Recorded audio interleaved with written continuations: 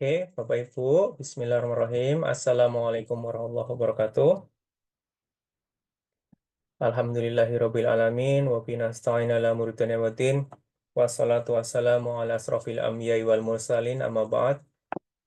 Alhamdulillah, marilah sama-sama kita panjatkan segala puja puji syukur kepada Tuhan Yang Maha Esa, Allah Subhanahu wa taala yang sudah memberikan kita banyak sekali kenikmatan sehingga kita menjadi seorang pendidik yang masih terus belajar, masih terus berproses, masih terus mendalami dan mengkaji suatu ilmu pengetahuan.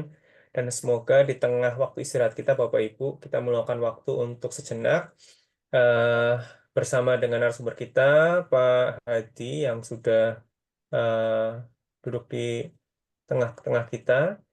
Kemudian nanti kita akan mendengarkan bagaimana inovasi yang beliau sudah kreasikan dan kemudian dilombakan dan kemudian mendapatkan penghargaan dari Kementerian Pendidikan dan Kebudayaan. Salam salam tak lupa juga kita panjatkan kepada Nabi besar Muhammad Sallallahu Alaihi Wasallam, sang suri tauladan terbaik dan menjadi nabi penutup para nabi. Baik Bapak Ibu, yang saya hormati, di sini saya Yusron Mubarok sebagai moderator pada kesempatan malam hari ini. Sebelum acara dimulai, seperti biasa, kita terlebih dahulu akan membacakan mengenai eh, kesepakatan, ya, kesepakatan webinar Komunitas Belajar Sekolah Inklusi Merdeka. Baik Bapak Ibu yang saya hormati, di sini yang pertama webinar diselenggarakan dengan semangat kolaboratif, saling menghargai, dan akademis. Yang kedua, susunan acara adalah sebagai berikut. Penyampaian teknis tata cara pengisian daftar hadir dan unduh sertifikat. Yang kedua adalah pembukaan, kemudian mendengarkan lagu Indonesia Raya, kemudian ada materi dari narasumber, disambung dengan tanya jawab, dan penutup. Untuk pemaparan nanti akan diberikan waktu sekitar 60 menit untuk mempresentasikan kreasinya, inovasinya, dan pengalaman beliau yang sudah dilaksanakan di tahun 2023. Kemudian nanti disusul dengan tanya jawab sekitar 30 menit. Bapak Ibu, untuk teknis tata cara pengisian daftar hadir dan penggunaan sertifikat, yang pertama, daftar hadir akan kita bagikan saat tanya jawab berlangsung hingga acara ditutup. Jadi Bapak Ibu nanti tolong untuk fokus mendengarkan paparan dari narasumber, kemudian nanti ketika tanya jawab sudah dilaksanakan, akan kami luncurkan di chat box terkait daftar hadirnya. Bapak Ibu bisa akses di sana. Dan kemudian untuk chat box juga kami nonaktifkan di Bapak Ibu, hanya bisa chat dengan host dan co-host saja karena beberapa kegiatan itu ada yang eh, menerbitkan atau mengirimkan link-link yang kurang bisa dipertanggungjawabkan. Jadi kami nonaktifkan, nanti dibuka ketika diperlukan. Kemudian yang kedua, setelah pengisian Google Form, silakan Bapak Ibu nanti bisa mengecek di microsite yang sudah kami sediakan di SID Webcosim. Nah, di sana nanti Bapak Ibu akan menemukan list daftar hadir, pastikan nama Bapak Ibu ada di sana.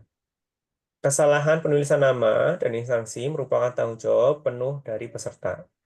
Setelah penutupan, komunitas belajar tidak lagi menerima susulan pengisian daftar hadir. Sertifikat akan diunduh pada microsite SID Harap Webcosim pada saat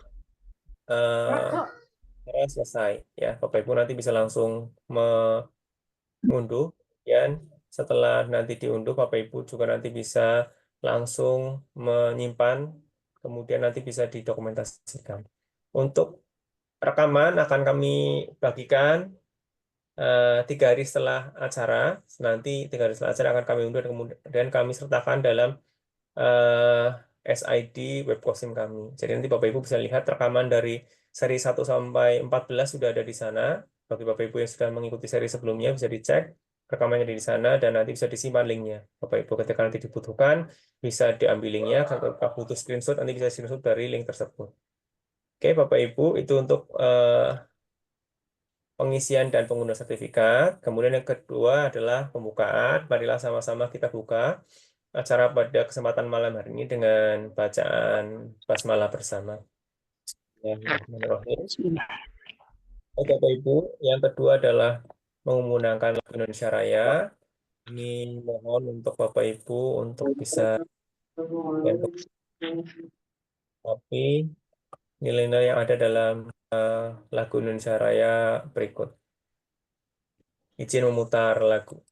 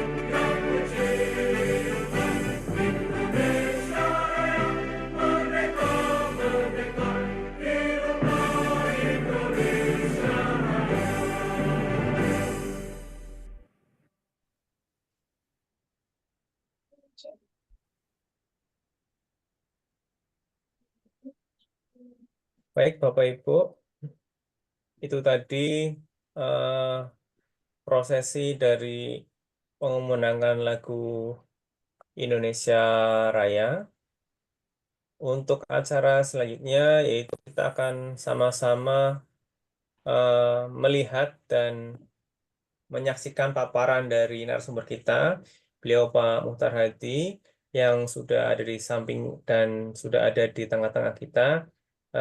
Baik, nanti kita sama-sama akan belajar bersama di sini. Saya juga sudah tidak sabar karena untuk Bapak Ibu ketahui, sebenarnya eh, saya pribadi mengenal seorang sosok GPK itu ya pertama dari beliau ketika di Jakarta di Hotel Millennium saya ketemu beliau sebagai seorang finalis itu saya baru tahu ternyata ada guru pembimbing khusus seperti itu dan setelah pertemuan beliau saya jadi mengkaji banyak hal tentang eh, sekolah inklusi kemudian tentang GPK dan kemudian hingga hari ini juga membersama Bapak Ibu dalam kegiatan malam hari ini.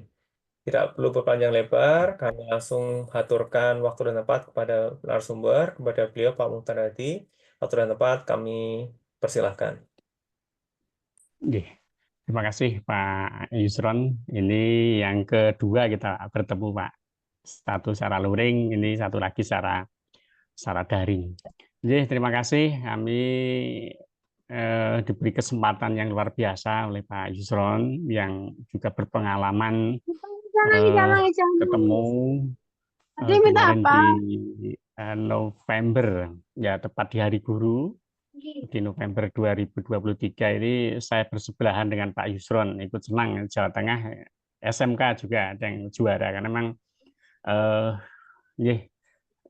saya mulai dulu Pak nggih, saya buka dulu. Nggih, terima kasih.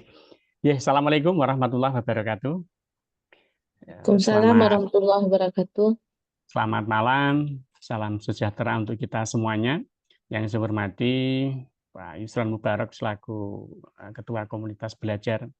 Luar biasa ternyata ada komunitas belajar untuk penggiat sekolah inklusi, untuk guru pembimbing khusus ya. Selama ini kami coba mencari-cari. Ternyata, oh ya, kemarin beberapa minggu lalu di WA Pak Yusron kita komunikasi.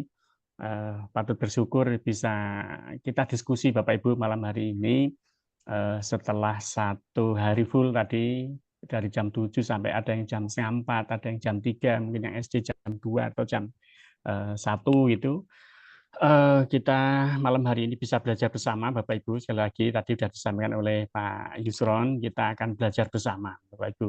Kalau kemudian di tahun 2018 pertama kali saya diberikan tugas oleh kepala sekolah waktu itu ceritanya untuk mengikuti workshop 3 hari tentang pendidikan inklusi yang diikuti oleh harusnya kepala sekolah sekolah inklusi di SMK SMA di Provinsi Jawa Tengah, kemudian narasumbernya dari pengawas SLB, kemudian dosen-dosen UNS, UNS itu lebih fokus di pendidikan luar biasanya. Nah dari situlah kami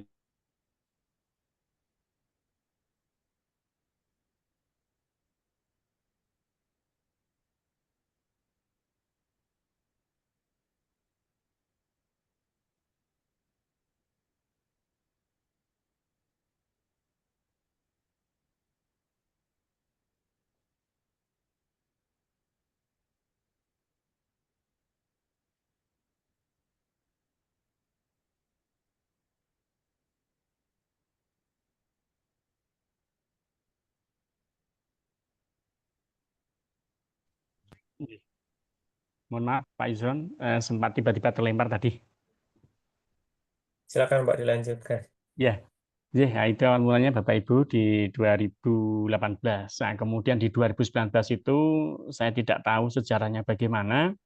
Kemudian kepala sekolah saya juga hanya meminta data saja, Pak tolong dikirimkan data ke saya. Waktu itu untuk seleksi di Cabdin. Cabdin terus kita per Cabdin ada satu-satu.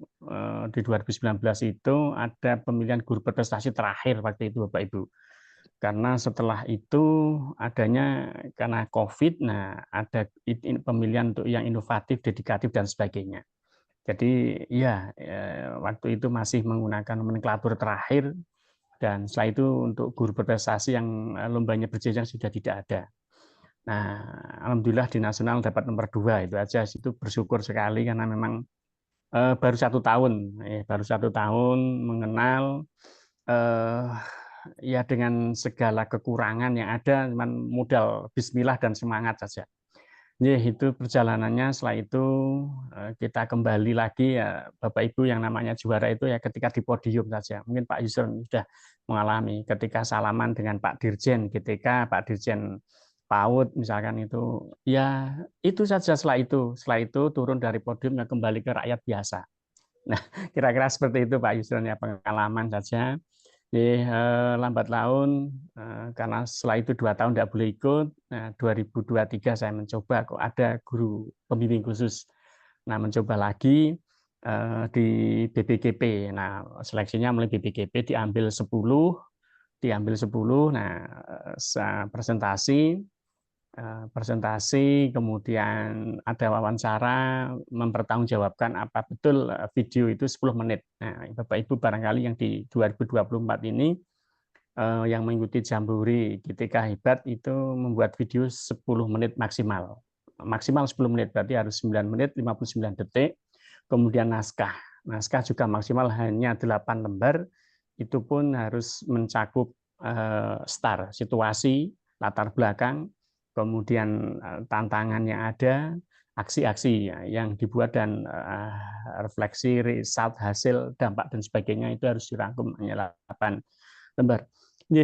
Mohon maaf, tetapi tahun 2024 ini untuk kategori guru pembimbing khusus tidak ada Pak Yusron. Jadi kalau yang bergabung kembalikan ke masing-masing, yang SD ya ikut yang SD, inovatif atau dedikatif, kemudian yang SMP ya SMP, inovatif atau dedikatif atau kombel. Nah ini kalau Pak Yusron mestinya tidak boleh tahun ini atau ikut yang kombel. Nah itu barangkali mungkin karena beda luar biasa, ini sudah seri yang ke-15 dan jadwal untuk seri ke-16 juga sudah ada. Luar biasa ini Pak Yusron ini memang tahun kemarin bersebelah dengan saya hanya pamer keris saja waktu itu. Nah, keris saya bisa berdiri tanpa harus dipegang itu. Saya masih ingat betul. Dan setelah itu Pak Yusron sudah sibuk karena sudah jadi juara, jadi banyak ya, diwawancarai dan sebagainya. Ya, setelah itu ya itu juara itu ya ketika di podium, setelah turun dari podium kembali menjadi rakyat biasa. Nah itu Bapak Ibu, malam ini saya diberikan kesempatan, saya juga harus izin karena malam ini biasanya itu di kampung itu ada yasinan tahlilan ya, Pak Ison. Jadi saya izin hari ini harus berbagi. Saya pikir ini kesempatan yang luar biasa. Saya coba share screen dulu, berbagi pengalaman praktek baik yang saya ini Bapak Ibu saya buat di tahun 2023.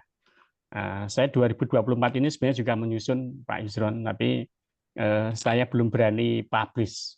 Nanti kalau sudah juara baru saya publish itu. Paling-paling begitu. Saya khawatir nanti malu gitu. Ya, nanti kalau sudah juara baru insya Allah saya publish Pak Yusron. Nanti diundang lagi untuk berbagi praktek baik. Begitu, sekali lagi selamat Pak Yusron, luar biasa, masih produktif, kombelnya tahun kemarin itu dedikatif, inspiratif Mas ya. Inspiratif itu dari PMM itu satunya paling banyak dan sebagainya, itu luar biasa sekali. Bahkan kita untuk seminggu dapat 1 kali aja mungkin susah ya untuk PMM-nya. Ya, tapi Pak Yusron bisa melakukan itu dan setelahnya juga dia membuktikan bahwa masih produktif. Kombelnya banyak, mungkin tidak hanya kombel ini saja. Dan teman-teman, Bapak Ibu semuanya, mohon maaf, semestinya bisa interaktif lebih ini. Kemarin saya sempat tanya, Pak kira-kira pesannya berapa, dari mana itu, karena kemarin di bulan Mei itu kita coba sama, saya diminta untuk berbagi praktek baik juga. Tapi selain Zoom juga ada YouTube-nya. Pesertanya lumayan banyak Mas, itu 3.000 berapa itu. Nah ini masih bergabung 39. Dia tidak apa-apa ya Bapak Ibu. Ke samping burungnya. Nah ini Bapak Ibu, izinkan saya akan mencoba berbagi praktek baik Bapak Ibu. Ini.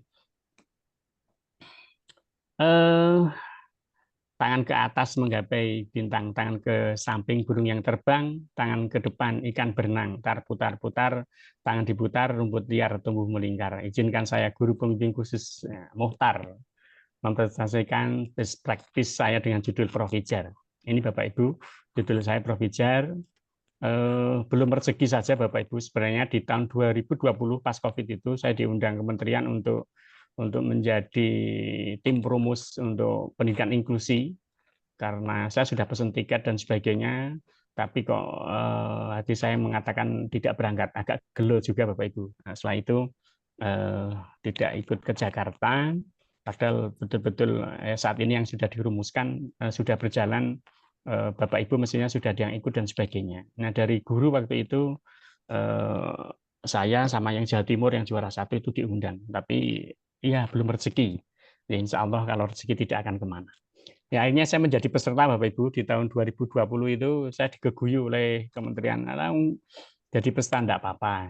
Dan ini rezekinya jadi peserta. Saya ikut lagi pelatihan-pelatihan seperti biasa. Sekali lagi yang namanya juara itu hanya ketika di podium Bapak Ibu. Setelah turun kembali dari podium ya sudah menjadi guru biasa. Itu Bapak Ibu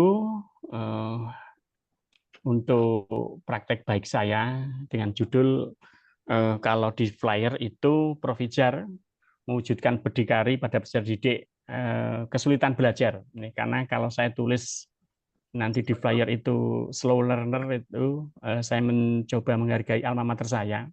Nanti seolah-olah yang belum paham dengan pendidikan inklusi itu akan agak ini jadi saya coba tuliskan kesulitan belajar. Ya, pada hakikatnya sebenarnya anak-anak lamban belajar atau slow learner di sekolah kami. Profijar akronim dari Project Video Belajar. Kemudian berdikari akronim dari berdiferensiasi dan kolaboratif. Bapak Ibu mestinya akan bertanya-tanya nanti kok bisa bagi best practice seperti itu dia juara dan sebagainya. Nah, selera dewan juri Bapak Ibu, selera dewan juri dan sebagainya, dan tentu saja sesuai pedoman kaidah dan sebagainya. Jadi karyanya bagus tapi tidak sesuai juknis dan sebagainya, ya tentu saja belum bisa menjadi juara atau dan sebagainya. Jadi Ini Bapak Ibu yang bisa kami berbagi praktekkan, karena Pak Yusron juga menginginkan di tahun 2023, oke, kami sampaikan.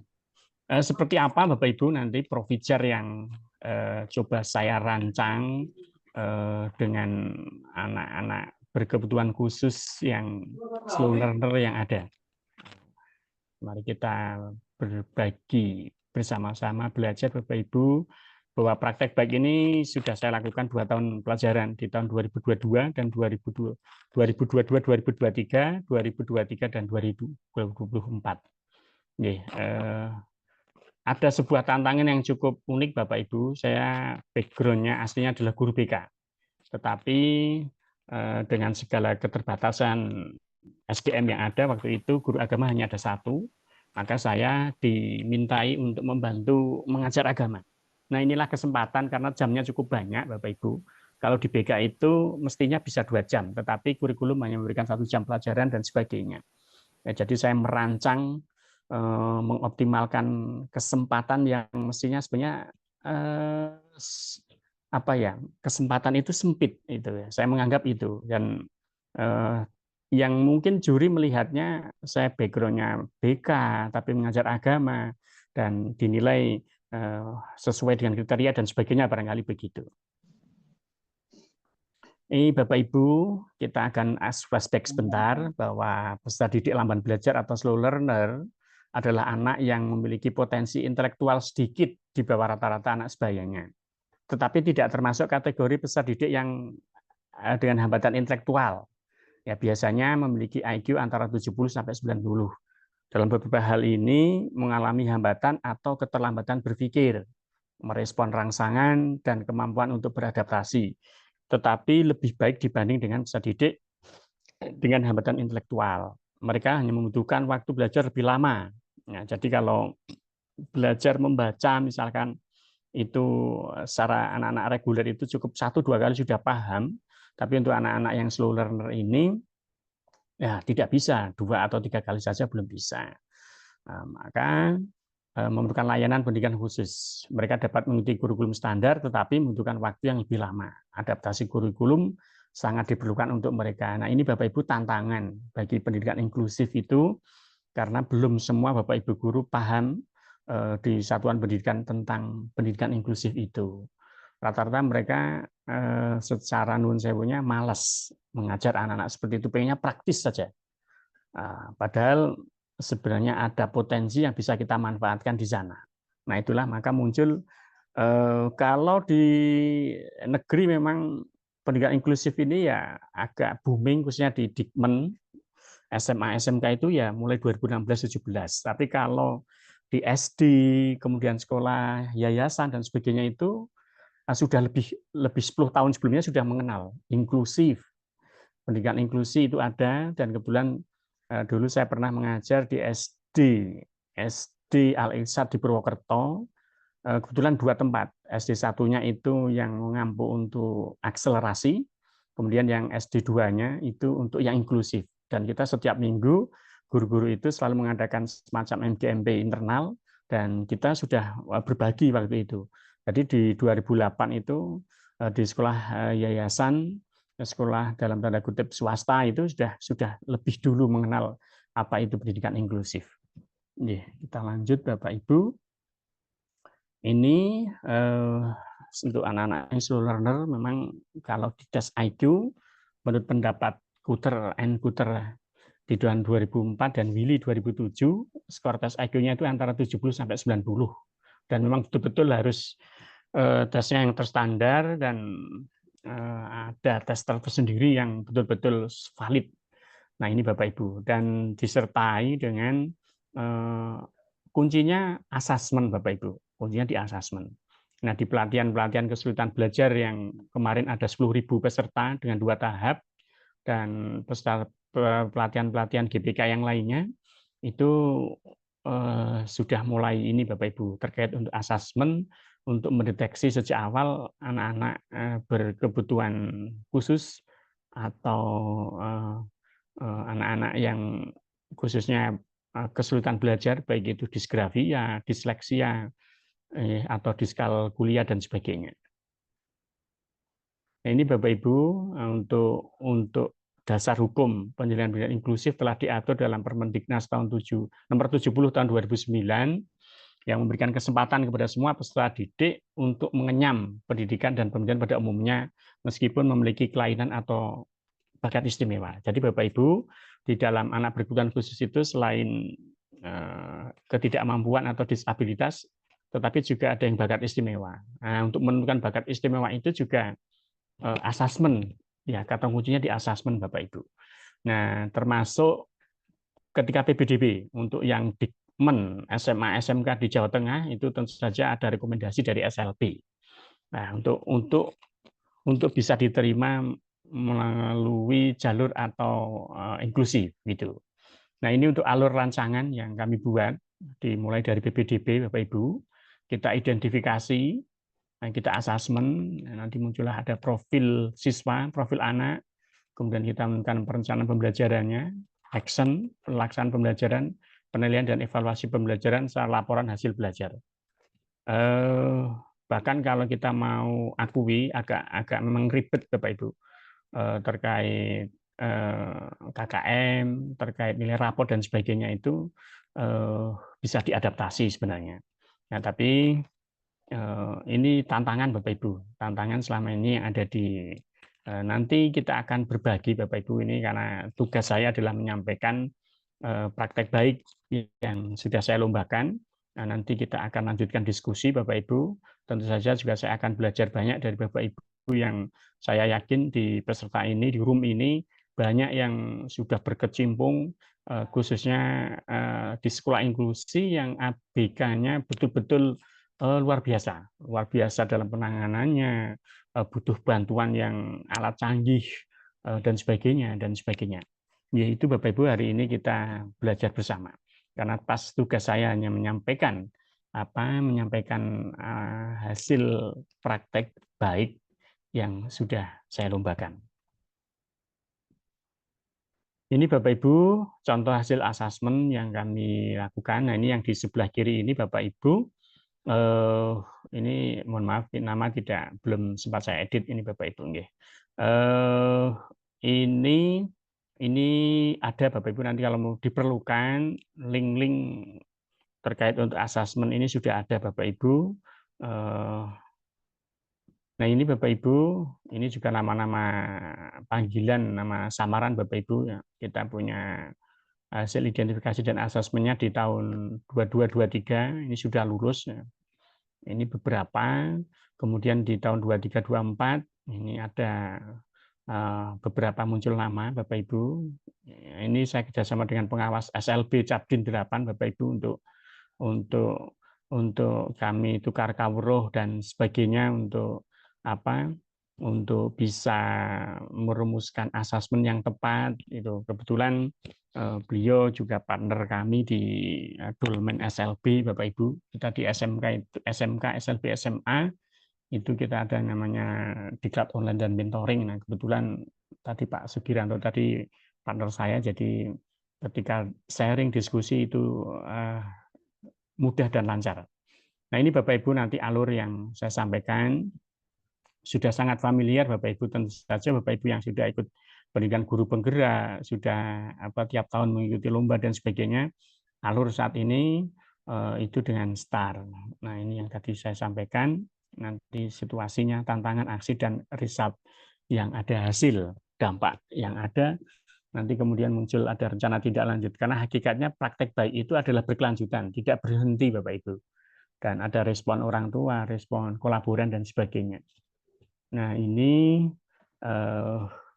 yang nanti bisa kita obrolkan Bapak Ibu.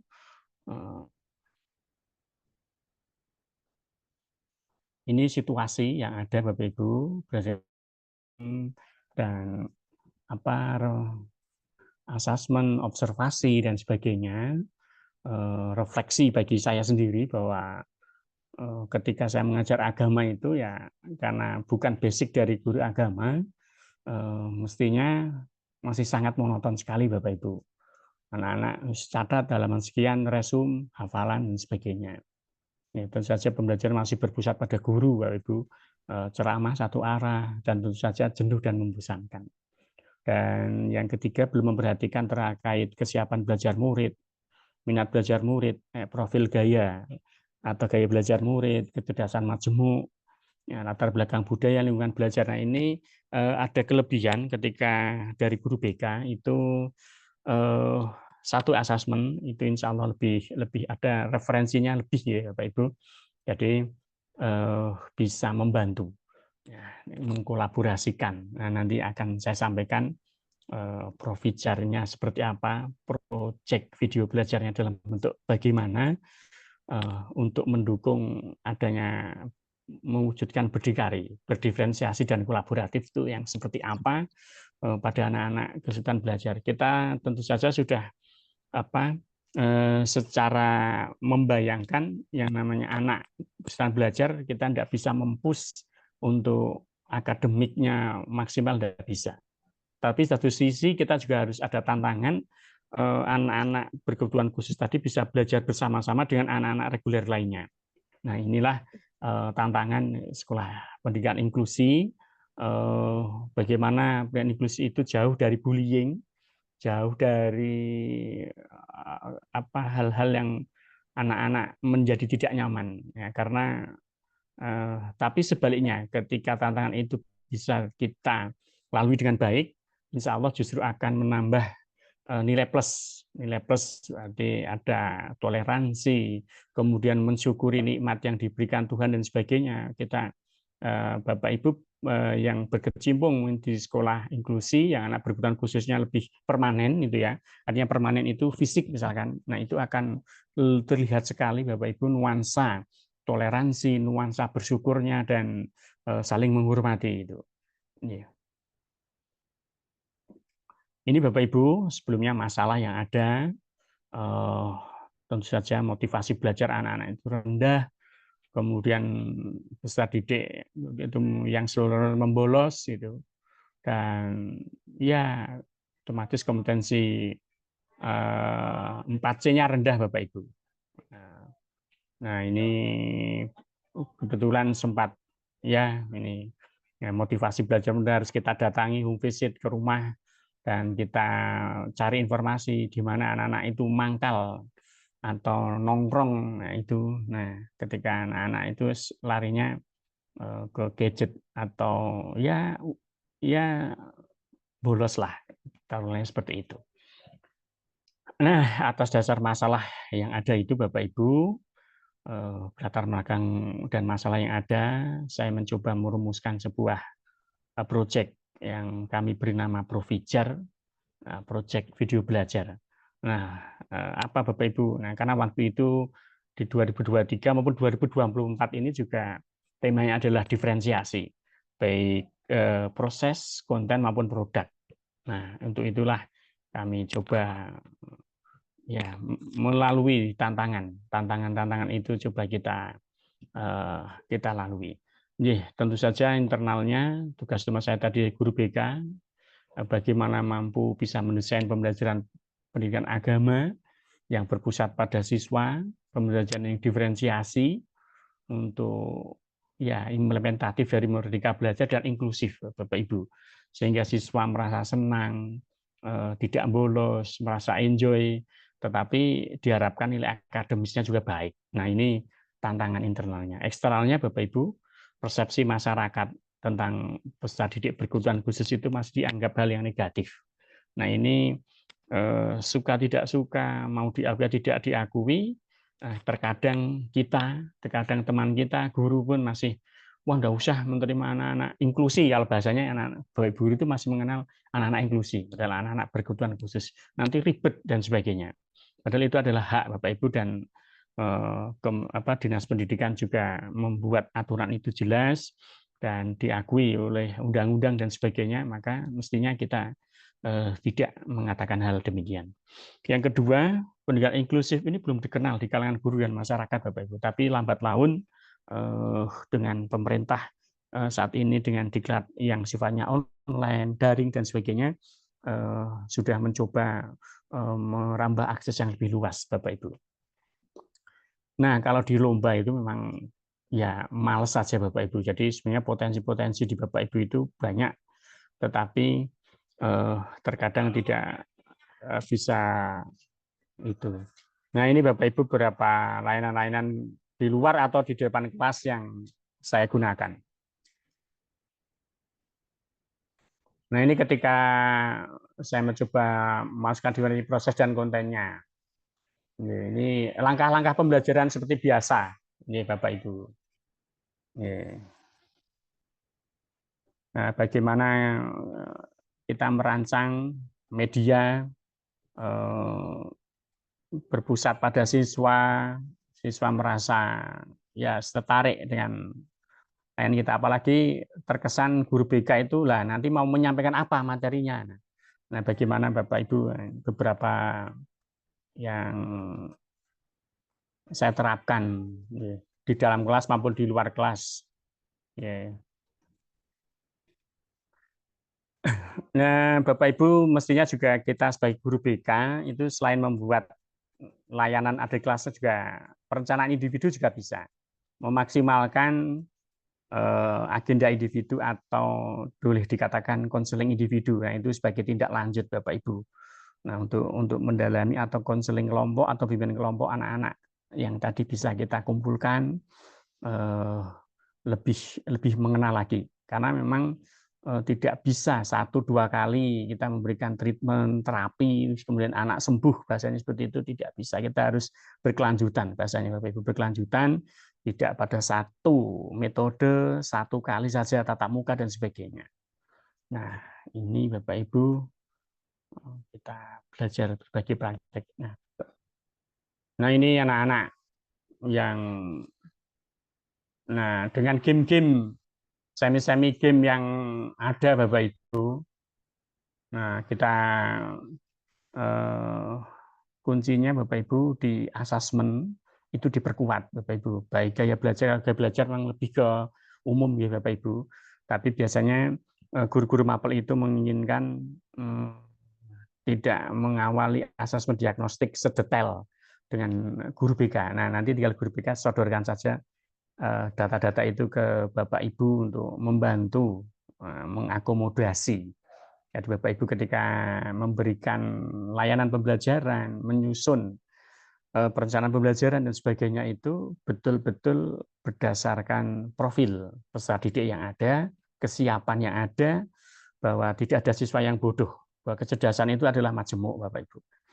Nah, kemudian menggunakan pengelompokan kelompok kecil yang fleksibel sesuai dengan kesiapan, kemampuan dan minat anak-anak. Nah, saya yakin anak-anak yang slow learner ini tidak bisa dipush untuk secara akademis. Nah, mereka lebih suka diberi tugas untuk misalkan di lapangan, membantu Bapak Ibu guru atau hal-hal yang sifatnya kinestetik. Ada gerakan-gerakan. Nah, ini ya, dan memang real Bapak Ibu ketika kita asesmen gaya belajar itu hampir 60%-70% itu satu di kinestetik atau visual kinestetik itu. Kalau yang auditori biasanya memang sedikit di SMK ataupun yang anak-anak yang lamban belajar itu. Nah, itu maka kita mencoba merumuskan membuat sebuah proyek, sebuah media pembelajaran yang memang sekiranya bisa mendukung anak-anak itu. Nah, tantangan satu itu, yang kedua, bagaimana pembelajaran itu tidak hanya fokus pada anak-anak yang berkebutuhan khusus saja, tapi juga bisa diterima oleh keseluruhan. Nah, ini tantangannya. Jadi kecuali ini Bapak Ibu, nah ini anak-anak ini kita kelompokkan, kita terkategorikan dijadikan satu, itu tidak masalah. Tetapi inklusif itu kan menjadi satu antara anak-anak yang tanda kutip reguler dan anak-anak yang berkebutuhan khusus, majemuk menjadi bergabung dalam satu kelas. Nah, ini bagaimana guru bisa meracik sebuah pembelajaran yang mengakomodir semua anak-anak itu. Nah, khususnya kita tidak hanya berfokus pada anak-anak yang dalam kutip pinter saja, tetapi juga tidak hanya ngurusi anak-anak yang tadi slow learner saja, tapi semuanya. Nah, inilah tantangannya Bapak Ibu di pendidikan inklusif. Ini masih agak sedikit ringan Bapak Ibu, karena belum menemukan anak-anak berkebutuhan khusus yang permanen. Misalkan tuna rungu, tuna bicara, atau gangguan di penglihatan dan sebagainya. Itu harus memang membutuhkan satu sumber daya, sarana prasarana. Nah, kita memang saya akui luar biasa ketika sebuah SMK, sebuah sekolah, satuan pendidikan yang bisa menerima anak-anak yang berkebutuhan khusus yang permanen. Karena memang harus sumber daya manusianya memang luar biasa, sabar, tidak cukup itu, tapi juga saat ini didukung teknologi bagaimana bisa, kalau Bapak Ibu mengikuti pelatihan kemarin yang berkesulitan belajar itu sangat biasa, luar biasa sekali. Dan saya coba di 2024 ini Bapak Ibu sebenarnya itu masuk untuk anak-anak berkebutuhan khusus, tapi karena tidak ada kategori berkebutuhan khusus, saya coba sedikit saya bocorkan. Saya membuat sebuah aplikasi sekaligus strategi yang namanya Smart Seven, Bapak Ibu. Smart Seven itu akronim dari speed reading, membaca cepat, Bapak Ibu. Ya, di latar belakangnya saat ini motivasi anak-anak membaca itu sangat rendah. Kemudian M-nya adalah menulis cerita. Satu membaca, yang kedua menulis. Anak-anak saat ini sibuk aja dengan gadgetnya. Dan itu real, kami observasi, tidak sendirian, Bapak Ibu. Kemudian A-nya adalah asah otak. Saya mengkolaborasikan minimal 4 mapel, Bapak Ibu. Satu bahasa Indonesia tadi menggunakan speed reading dan menulis cerita, itu kolaborasi dengan pelajaran bahasa Indonesia. Materinya sesuai elemen yang pada minggu-minggu itu disampaikan. Kemudian yang asah otak itu saya membuat game matematika. Nah, game matematika karena visual, kebanyakan anak-anak di visual kinestetik, maka saya buat aplikasi yang full color, visualisasinya yang menarik, tapi isinya matematika, tapi anak-anak senang. Kemudian yang R-nya adalah rangkai kata bahasa Inggris. Anak-anak kami berikan kata-kata acak, kemudian untuk menyusun kembali.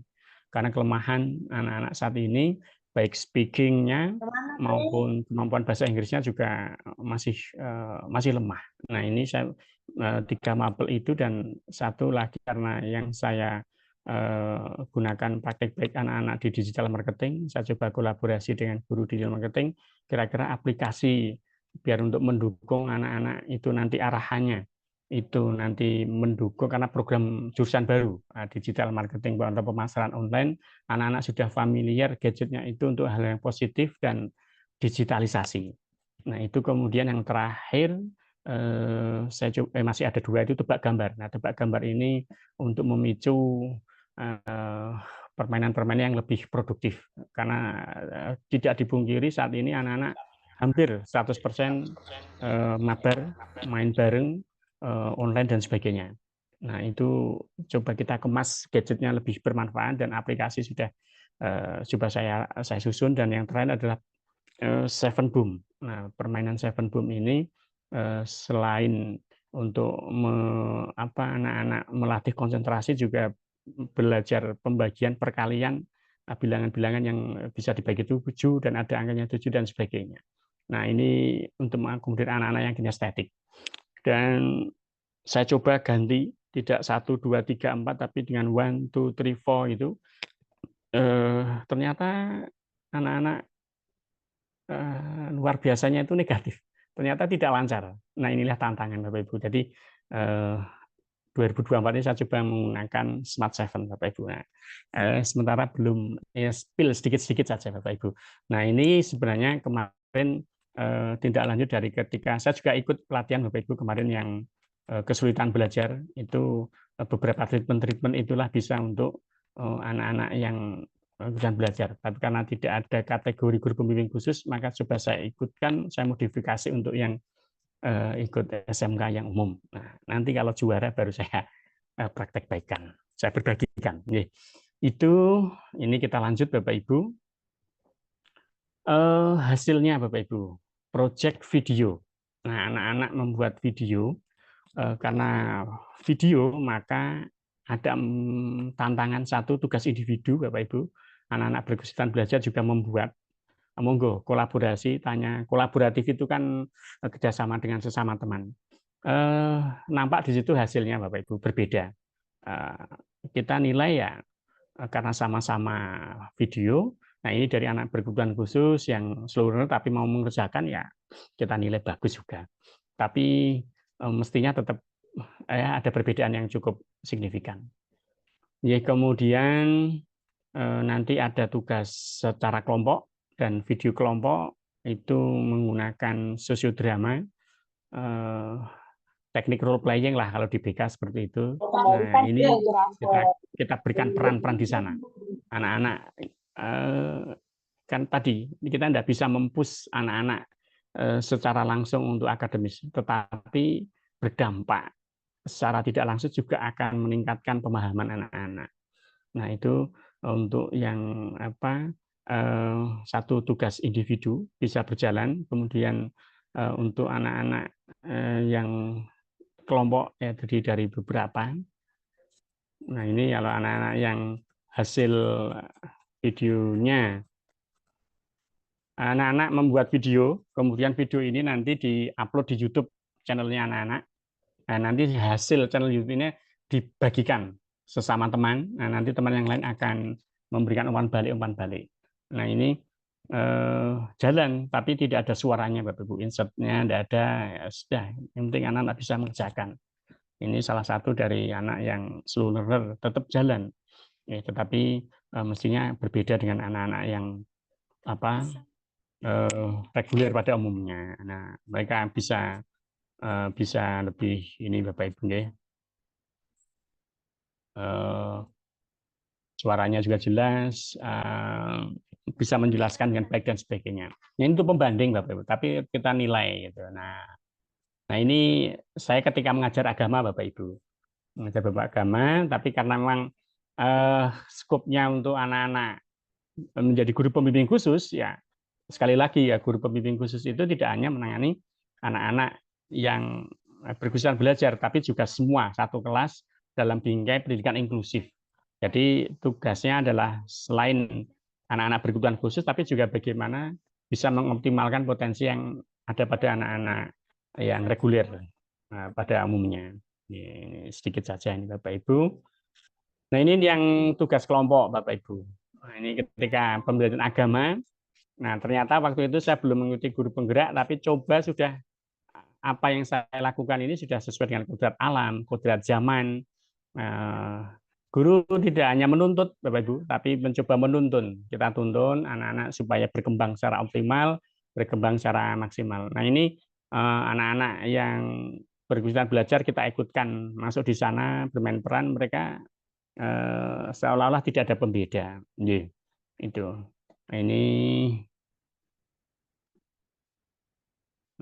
ada peran-peran materi agama, pelajaran agama hari itu apa?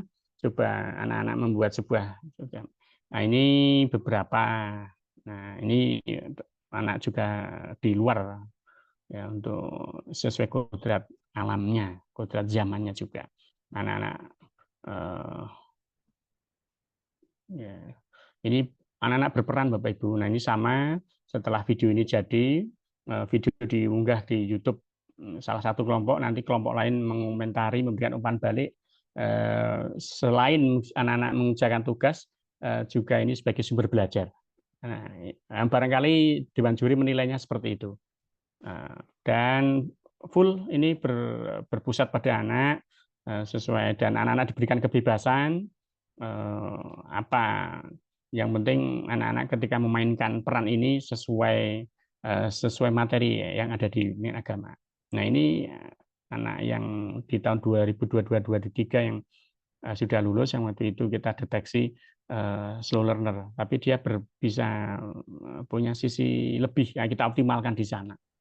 Bapak Ibu, nah ini kan tidak anak-anak tidak perlu diberitahu kalau ini kamu kategori slow learner dan sebagainya, tidak perlu. Tapi bagaimana adalah treatment kita yang bisa kita berikan. Bagi saya cukup kita pantau, kita berdayakan, dan ya anak bisa berkembang dengan baik. Dan saya pikir anak-anak merasa enjoy ini. Nah, ini yang terakhir proyeknya itu proyek klasikal Bapak Ibu. Saya mencoba mengkolaborasikan dengan guru-guru lain, dan anak-anak kolaboratif gotong royong, kerjasamanya sangat nampak, dan tentu saja dimensi profil pelajar Pancasilanya sangat bisa terlihat. saya mencoba menggunakan praktek munakahat, materi di munakahat karena anak kelas 12. Jadi ada 4 kelas, saya mengampu 4 kelas dan semua kelas itu bisa memainkan peran masing-masing dan kita bisa mengobservasi langsung, terjun langsung, luar biasa sekali Bapak Ibu. Nah ini anak-anak kita berikan peran di sana sesuai ya mereka memilih mau apa yang. Nah ini Bapak Ibu.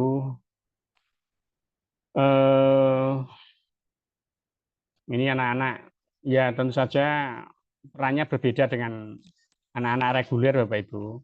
Nah, ini anak-anak yang sore tadi menjadi pengantinnya atau sebagai orang tua pengantin. Ini praktek munakahat Bapak Ibu. Dari proses akad nikah sampai resepsinya dan nanti kita ada tugas peran yang di sana. Nah, ini ketika persiapan Bapak Ibu. Nah, ya anak-anak persiapan yang kita membantu saja. Kita berikan kebebasan saja Bapak Ibu. Silahkan anak-anak berkreasi, anak-anak berimprovisasi. Yeah. Dan ini videonya Bapak Ibu. Untuk membuat video ini juga dibutuhkan nah ini anak yang terdeteksi slow learner, nah kita berikan peran sebagai calon pengantin putranya. Nah, mereka akan senang dan kita ada pembagian tugas di sana. Anak-anak yang punya tugas untuk mendesain. Nah ini karena anak-anak pemasaran Bapak Ibu, display-nya juga cukup.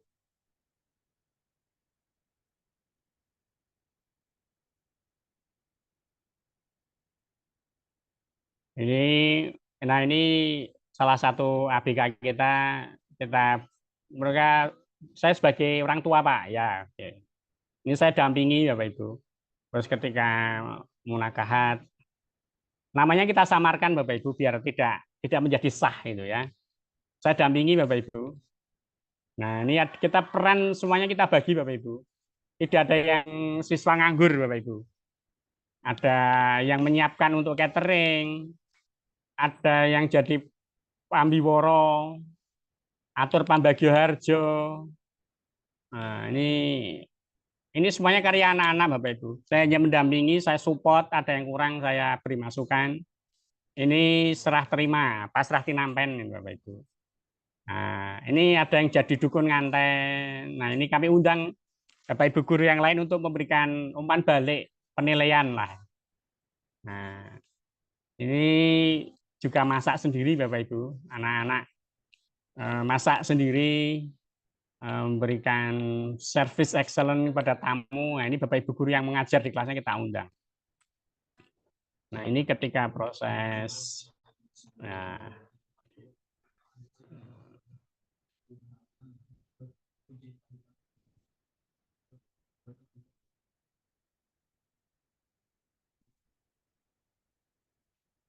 Bapak Ibu, ini kita undang Bapak Ibu guru yang mengajar dan ini refleksi dari guru-guru yang untuk bisa memberikan penilaian, bisa kita internalisasi beberapa mapel. Nah, ini kolaboratif Bapak Ibu yang kita dengung-dengungan di sekolah kami.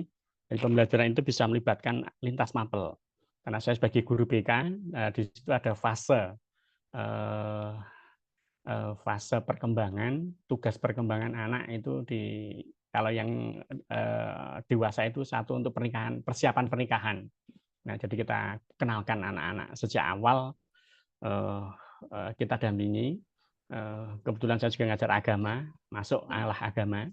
Kemudian seni budaya karena Bapak Ibu setelah kegiatan itu ada prosesi semacam kayak orjen tunggal, tapi anak. Nah, ini kemudian nyanyi, kemudian ada selawatannya. Nah, ini untuk proyek kreatifnya ya tadi anak-anak masak sendiri, masak bakso tadi, kemudian membuat minuman. Nah, ini kalau tidak diajarkan di sekolah juga nanti ketika bermasyarakat juga mereka akan kesulitan. Bahasa Jawa pasti Bapak Ibu karena yang proses tadi yang untuk prosesi untuk ngunduh mantu atau tadi semuanya bahasa Jawa. Nah, kemudian bahasa Indonesia, awal anak-anak membuat proposal terlebih dahulu. Nah, proposalnya seperti apa, kira-kira nanti butuh biaya berapa, dan sebagainya. Nah, kalau matematika ya tentu saja untuk menghitung. Karena anak-anak di sana membutuhkan RAB di sana. Nah, APPKN, nah di sana ada undang-undang pernikahan dan sebagainya yang syarat dan sebagainya dibutuhkan. Ya. Yang kedua, Bapak Ibu bisa menjadi sumber media belajar bagi siswa yang bersangkutan. Karena diunggah di YouTube, suatu saat bisa dibuka kembali, mereka akan pengalaman yang sangat berharga. Dan yang kedua, bagi kelas atau siswa yang lain. Nah, ini Bapak Ibu. Kemudian ini refleksi dari orang tua. Nah, ini Bapak Ibu, karena kelas 12 diharapkan nanti setelah lulus Bapak Ibu, anak-anak ini anak SMK itu punya peluang bisnis dan ketika bermasyarakat. Jadi apa Bapak Ibu? Satu konten kreator. Ya, memvideokan prosesi-prosesi pernikahan di masyarakat yang dibutuhkan. Nah, ini peluang bisnis SMK tentu saja ya ke sana outputnya. Yang kemudian ada jasa wedding organizer. Nah, tadi anak-anak bisa merancang dari awal sampai selesai itu juga harus dipraktekkan secara langsung karena anak-anak ini adalah visual kinestetik. Kemudian anak-anak bisa peluang bisnis menjadi MUA, make up artist ya, make up pengantin dan sebagainya. Ini peluang Bapak Ibu, ya peluang. Kemudian melatih anak-anak bisa mengelola bisnis catering. Ya, ketika tadi, ternyata peluangnya besar sekali. Ya, anak-anak akan bisa. Nah, kemudian sound system, nah di masyarakat. Kemudian video syuting tadi ya, konten kreator ada pembuatan jasa undangan. Kemudian Pranoto Coro, ketika anak-anak terjun bermasyarakat, apalagi saat ini kalau sudah bergabung dengan event EO wedding organizer, mereka sudah tarif harga Bapak Ibu. Kalau di desa saja sudah 400, 500, di kota bisa 700. Nah ini kan peluang Bapak Ibu. Atur pambagio juga sama. Ketika bermasyarakat terpakai itu ada sebuah kebutuhan aktualisasi yang kebutuhan yang paling tinggi. Nah, kemudian membaca Al-Quran. Ya. Memang kemampuan kelas per kelas beda-beda. Ada yang membaca Al-Qurannya bagus, ada yang berani memberikan ular-ular, ada yang tidak. Nah, kita sesuai kemampuan anak-anak di masing-masing kelas. Nah, memperkenalkan bahwa dari kegiatan itu ada namanya profesi penghulu, ada pencatat nikah dan sebagainya. Dan tentu saja dukungan orang tua ya luar biasa Bapak Ibu. Mendukung, dibuktikan dengan apa? Mereka bergotong royong, semuanya itu dana dari orang tua dan sukarela. Kita tidak mematok per anak harus sekian dan sebagainya. Nah, ini kita lanjut indikator keberhasilannya Bapak Ibu. Dalam Profejar ini mewujudkan student agency yaitu satu, siswa merasa aman, nyaman dalam pembelajaran, memenuhi unsur choice, voice, and ownership. Ini Bapak Ibu kalau yang mengikuti grup penggerak student agency. Ada pilihan, ada memberikan suara, dan merasa memiliki kepemilikan dari program yang sudah kita lakukan itu. Adanya peningkatan keterampilan baik hard skill ataupun soft skill. Kemudian murid mampu merefleksikan diri, kemampuannya dimulai dari awal pembelajaran sampai peningkatan diri selama proses pembelajaran dan pada akhir pembelajaran. Kemudian guru menunjukkan sikap kreatif, percaya diri, mau mencoba, berani mengambil risiko dalam menerapkan berbagai ide atau strategi-strategi yang apa kita terapkan. Nah, kalau kita malu ya, nah kita tidak akan maju, Bapak Ibu. Guru harus inovatif, guru harus berkarya, guru harus bergerak. Apapun orang mau mengatakan, namun itu biarkan. Tapi bagi saya yang penting semuanya bermuara pada kebutuhan anak-anak. Ya, ini untuk rencana tindak lanjutnya Bapak Ibu. Nah, harapannya bisa menyusun proyek tadi yang praktik itu yang melibatkan semua kelas Bapak Ibu, lintas kelas. Misalnya ada itu dan nanti dibagi-bagi.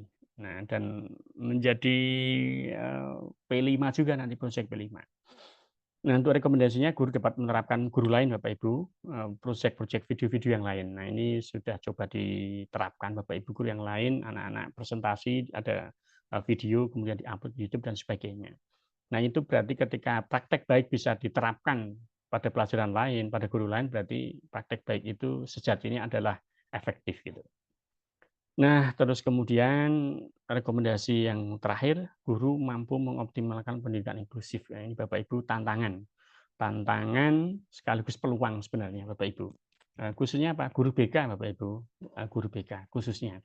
Nah, khususnya lagi GPK, guru pembimbing khusus. Nah, itu tantangan Bapak Ibu untuk kita bisa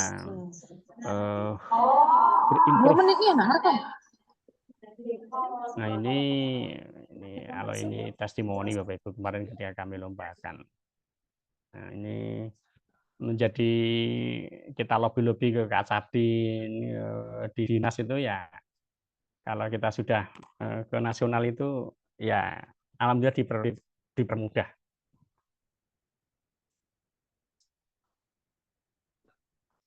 Bahkan Pak Kak Sabdin ini di MGMP BKJ rawuh Bapak Ibu. Ya karena ya kita yang penting kerja komunikasi. Pak mana itu yang kami? Ya, dari salah satu itu full.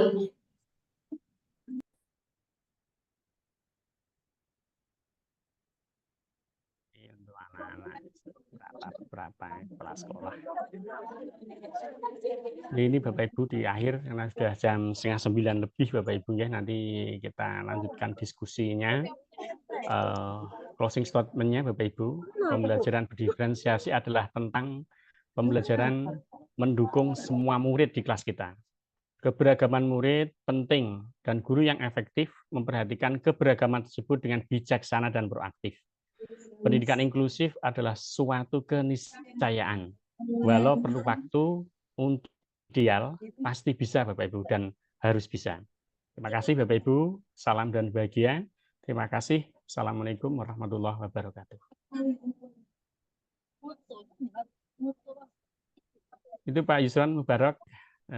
Terima kasih atas waktunya. Ternyata sudah enggak kerasa 99 yang hadir tadi di awal. Aduh kok baru 18 ya 19. Terima kasih Pak Yusron, Bapak Ibu semuanya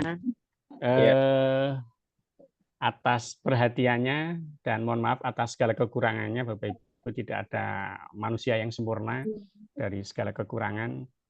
Mari kita belajar bersama-sama. Jadi monggo saya kembalikan ke Pak Yusron.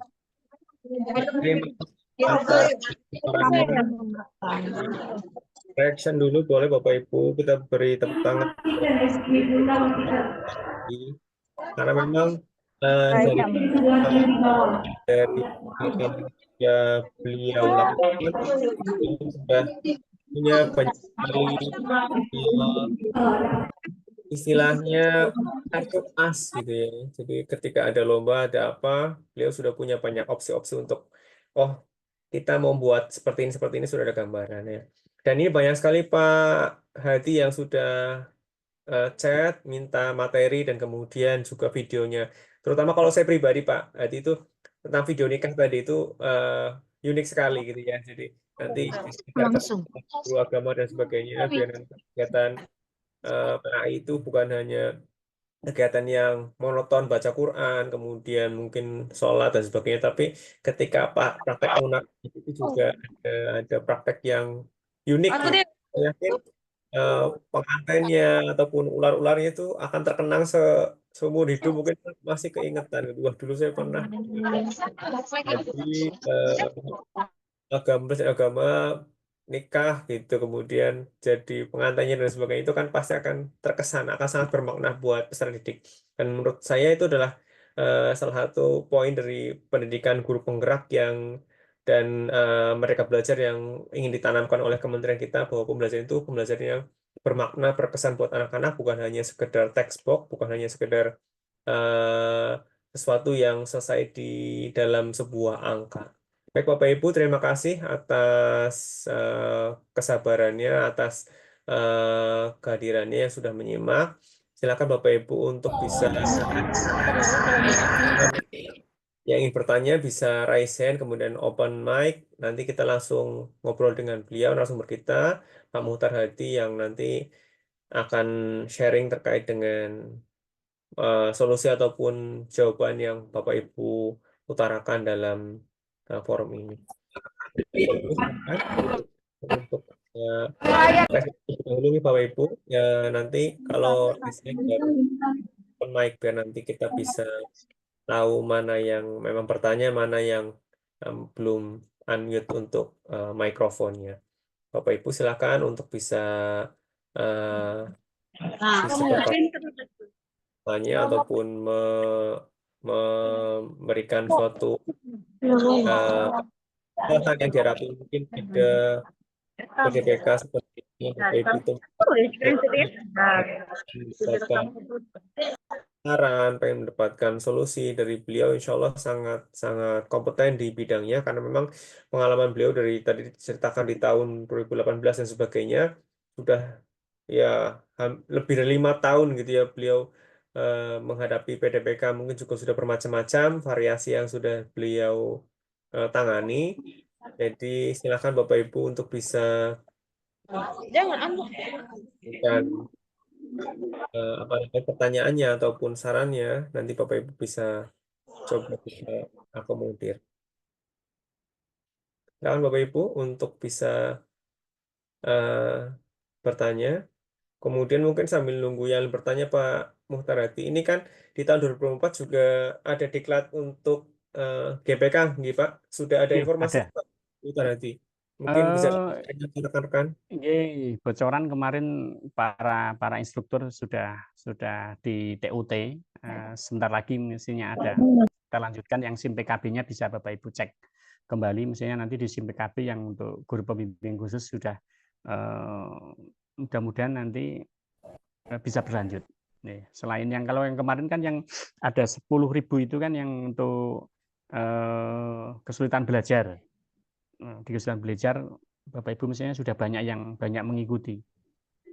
Di kombelnya Pak ini Mubarok kan juga sudah ada tadi Pak undangan yang untuk tahap 1 5.000, tahap kedua 5.000 tidak muncul dan beberapa bulan yang lalu juga dari Dinas Pendidikan Jawa Tengah itu juga sudah mengundang beberapa sekolah-sekolah penyelenggara inklusi Bapak Ibu. Nah, mestinya nanti di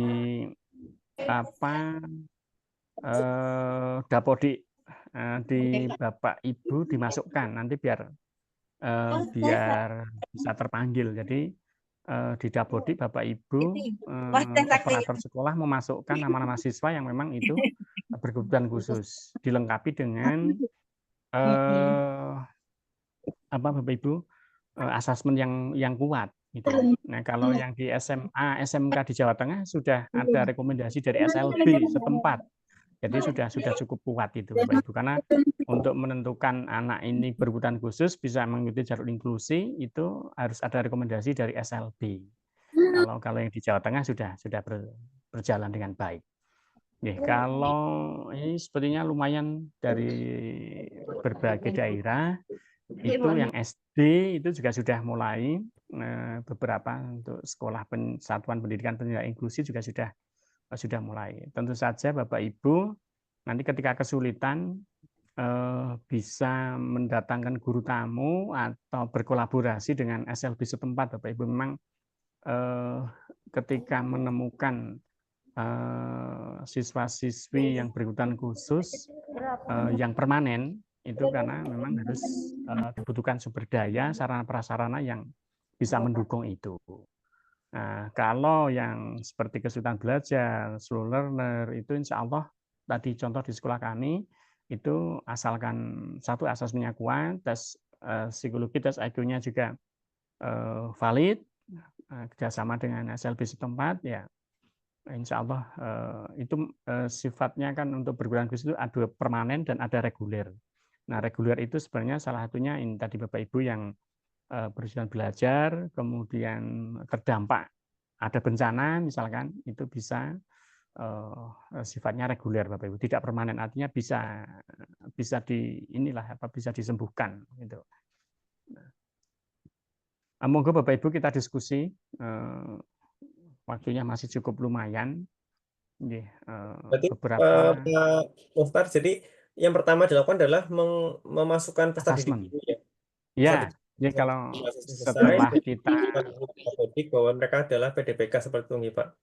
betul, nggih, betul Pak. Jadi nanti di dapodiknya itu dimasukkan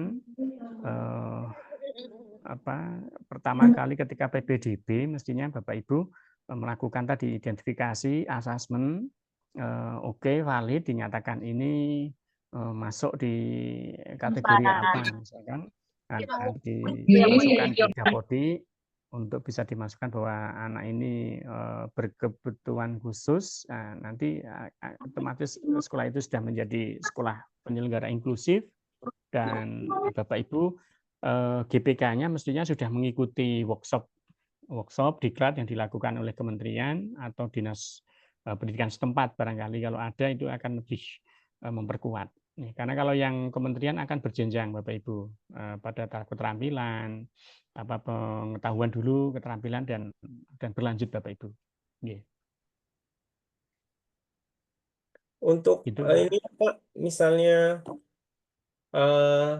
di banyak sekolah, terutama di SMA SMK di Jawa Tengah itu kan memang kalau di tempat saya sendiri lah, ambil kasus tugas saya sendiri, itu saya menemukan ada sekitar 4-5 anak yang memang dia sebenarnya anak berkebutuhan khusus, Pak. Tapi dia pakai jalurnya reguler.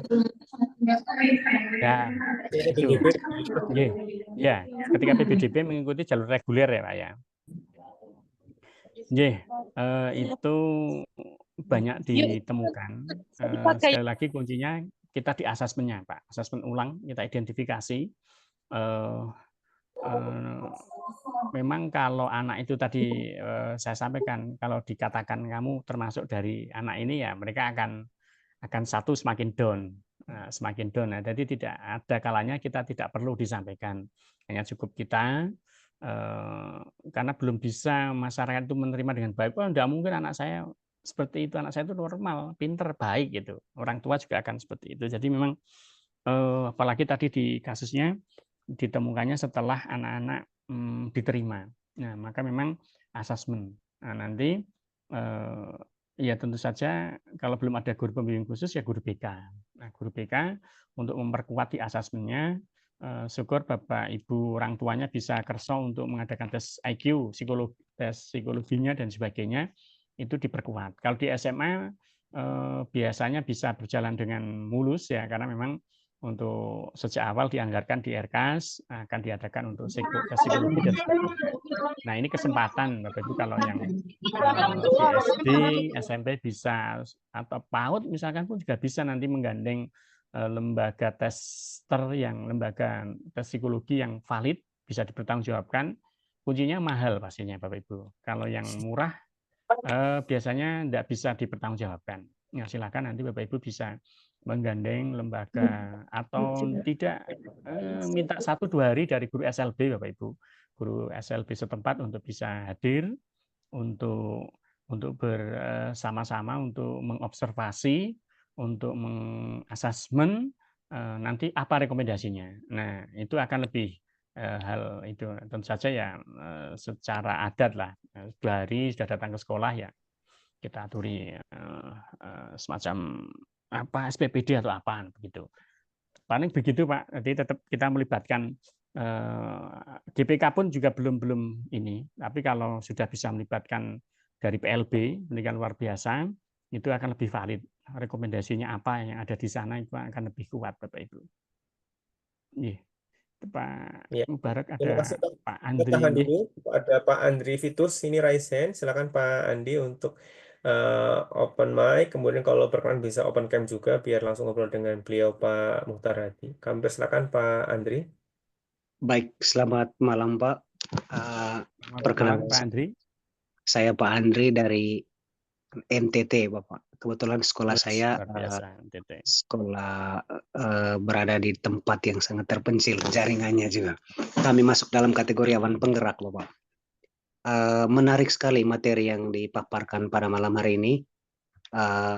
Jujur, saya sebagai guru SD, saya mengalami kesulitan bagaimana saya mencoba membuat asesmen kepada siswa yang termasuk dalam kesulitan dalam belajar ini seperti yang Bapak sampaikan tadi.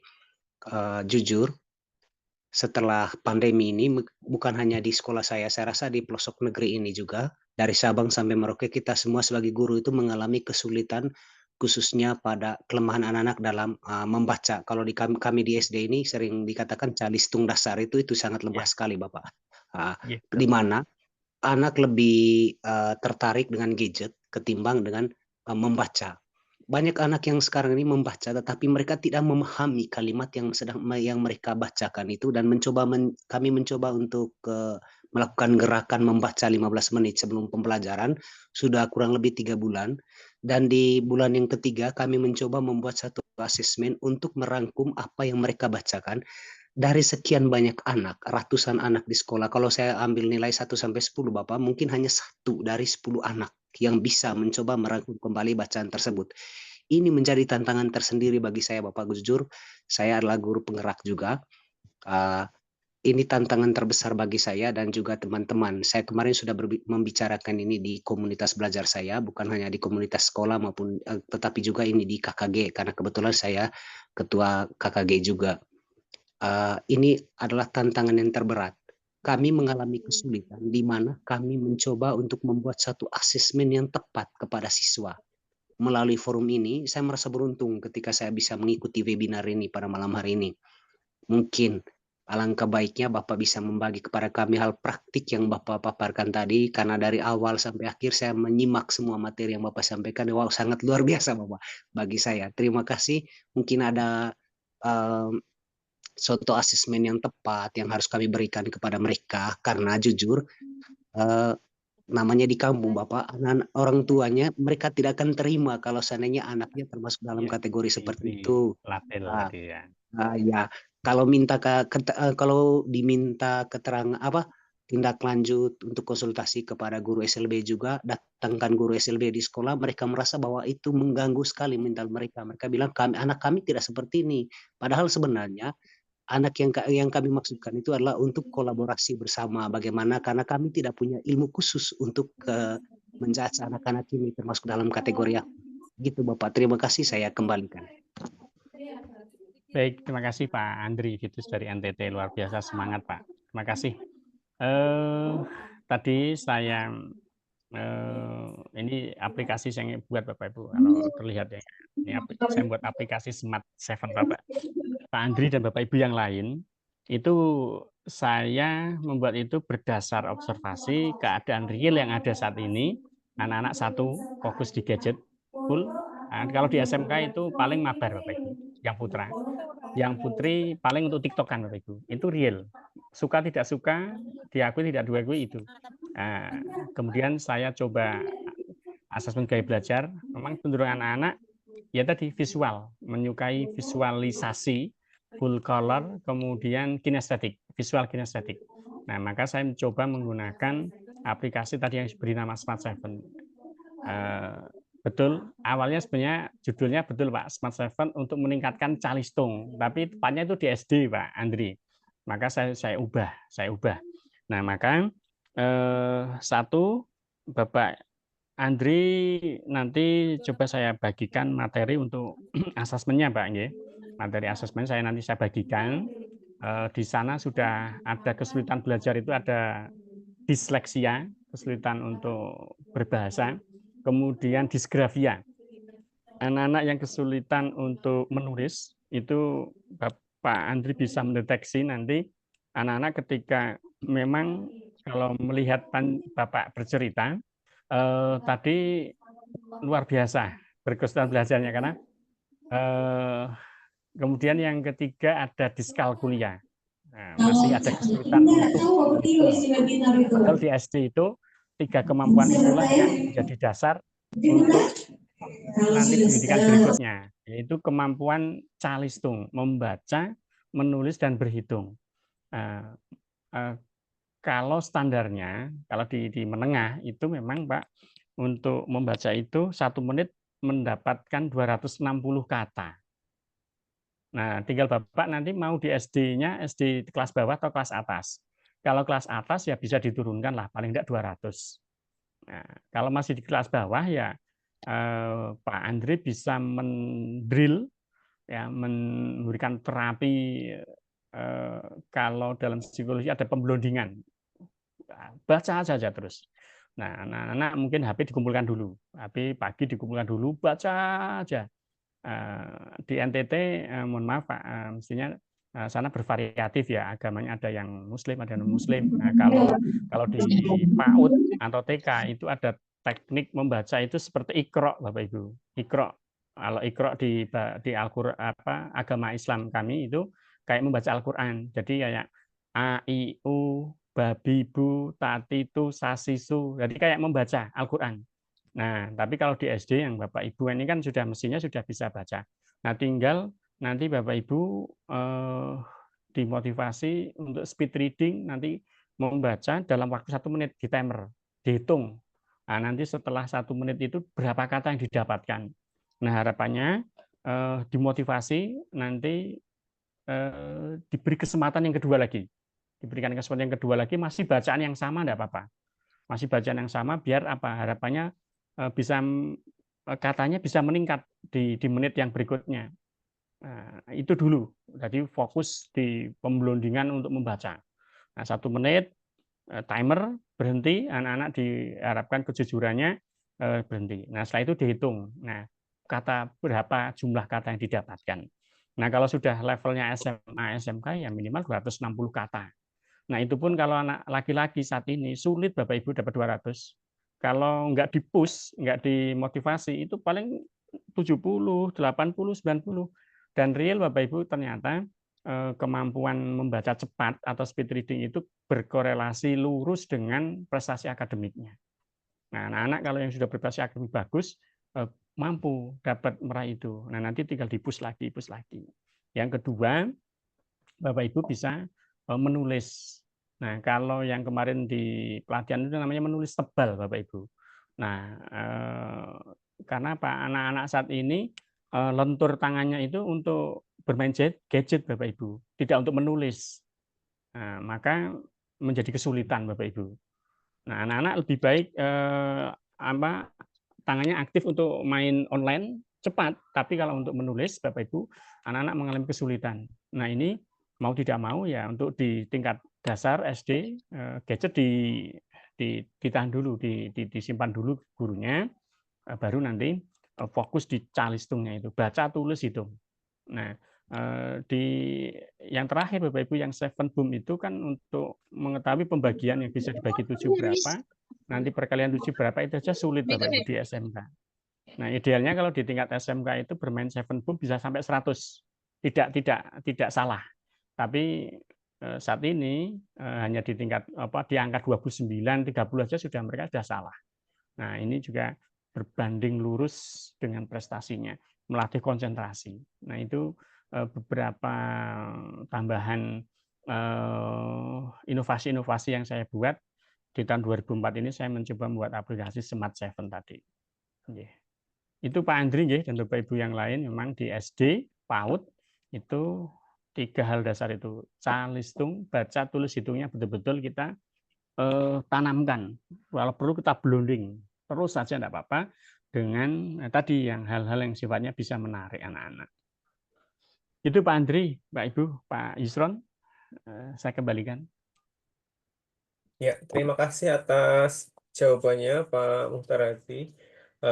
Tadi yang disampaikan oleh Pak Andri terkait dengan kesulitan belajar yang dialami oleh peserta didiknya dan kemudian tantangan yang dialami, kemudian bagaimana Pak Mukhtar tadi menjawab pertanyaan beliau. Bapak Ibu, ada yang lain yang ingin bertanya? Silahkan bisa raise hand terlebih dahulu biar nanti kami identifikasi dan kami coba berikan kesempatan untuk bertanya. Kembali ke bahasan tadi Pak Mukhtar Hadi terkait dengan ketika sudah misalnya kita datangkan rekan-rekan dari SLB ke sekolah kita dan kemudian mereka misalnya menyisir di misalnya ada 10 kelas ya, ada 10 kelas di sekolah kita, mereka menyisir di setiap kelas. Kemudian setelah diidentifikasi ditemukan nih beberapa anak yang memang masuk ke dalam kategori PDBK. Nah, setelah itu langkah selanjutnya seperti apa Pak Mukhtar Hadi? Satu setelah disisir di asesmen dan ada rekomendasi ada 10 dan itu kelasnya menyebar. Ya enggak apa-apa Pak. Karena memang pendidikan inklusif itu memang harus bergabung anak-anak reguler dengan anak-anak berkebutuhan khusus. 10 itu, nah itu nanti sebagai tindak lanjut kayak punya saya tadi. Jadi sesekali ada yang namanya pengelompokan. Tapi pada intinya tetap anak itu bergabung di kelasnya masing-masing. Nah ini nanti kalau ada GPK-nya ya GPK kalau bisa mobile. Artinya mobile itu bisa menjadi membantu mengobservasi. Syukur bisa membantu mentranslatekan apa yang guru itu terangkan kepada siswanya. Artinya bisa kalau dulu ada shadow teacher atau ada guru pendamping bisa berfungsi seperti itu akankah lebih baik. Artinya memang ketika ada kelas-kelas di mana kelas itu ada anak berkebutuhan khusus, GPK bisa lebih aktif berada di dalam kelas. Satu sebagai mengobservasi, dan yang kedua bisa sekaligus membantu manakala ketika siswa kesulitan dalam menerima materi karena guru yang lainnya belum bisa mengikuti keterampilan sebagai GPK misalkan. Atau kalau tidak ya mempercayakan nanti bisa berdiskusi, kolaborasi bagaimana kemampuan, bagaimana perkembangannya. Kalau yang bagus ya memang GPK-nya bisa aktif, bisa berdiskusi. Tetap intinya tetap berada di kelas masing-masing, Pak. Karena inklusif itu menyatu dengan anak-anak yang reguler. Nah, ke depan kalau di kurikulum lebih paham bisa mengakomodasi, membuat semacam bahasanya apa ya? Cara teknisnya nilai 7 anak ABK, anak reguler 7 ya 7 sama-sama 7 enggak apa-apa, tapi kan secara bobotnya berbeda. Enggak mungkin anak yang ABK mau diberi nilai 4 kan gitu. Salah teknisnya seperti itu. Tetap bagi anak ABK sudah bisa berbicara di depan sudah bagus. Apresiasinya ya misalnya nilainya lebih artinya nilai 7 anak ABK dengan nilai reguler 7 ya secara tidak sama tapi sama-sama 7 gitu. Oke, Tetap begitu Pak, artinya tetap ada di kelas masing-masing. Yeah. Ada Bu Siti yang resen, kita beri kesempatan terlebih dahulu. Silakan Bu Siti dari SMP 1 Ponorogo. Terima kasih. Apakah suara saya bisa terdengar? Masuk, Bu. Ya, terima kasih. Selamat malam Pak Muhtar. Bahagia sekali saya malam hari ini bisa ikut bergabung di pendidikan inklusi malam hari ini. Bapak perlu diketahui bahwa di sekolah saya belum tidak mengikuti tidak termasuk ke dalam pendidikan inklusi. Tetapi tidak dapat dipungkiri bahwa di sekolah kami itu ada di daerah Jember, di pinggiran kota, dekat dengan perkebunan. Di sana siswa-siswinya rata-rata menengah ke bawah. Maksud saya ekonomi keluarganya menengah ke bawah. Kemudian untuk tingkat ini anak-anak juga cukup rendah. Tetapi untuk kesulitan belajar ternyata di kelas kami, kelas 7 kemarin itu di kelas 7 itu ada 4 anak, sedangkan di kelas 8 itu ada 2 anak yang sama sekali tidak bisa membaca. Saya ketepatan sebagai guru bahasa Indonesia merasa sangat sedih sekali melihat anak-anak ini sama sekali tidak bisa membaca. Bahkan yang 2 anak kelas 8 itu membedakan abjad itu masih kesulitan, Bapak. Yeah. Nah, yang jadi pertanyaan saya adalah karena sekolah kami ini kan bukan sekolah inklusi, Pak. Sehingga mengajak guru lain untuk berkolaborasi mau memperhatikan anak ini supaya bisa mendapat perhatian lebih sepertinya sangat sulit, Pak. Barangkali Pak Muhtar bisa memberikan praktik kemarin atau pengalaman-pengalaman kemarin bagaimana caranya meningkatkan kolaborasi dengan guru-guru yang lain. Terima kasih, Pak. Terima kasih, Bu. Luar biasa, tetap semangat. Satu hal kita bisa membayangkan bagaimana keadaan sesungguhnya yang ada di sekolah, bagaimana keadaan siswa yang ada di sekolah yang tadi sudah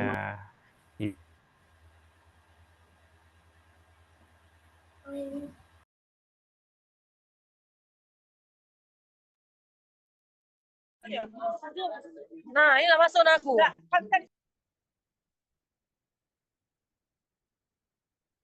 Pak Muhtar, punten masih mute mikrofonnya.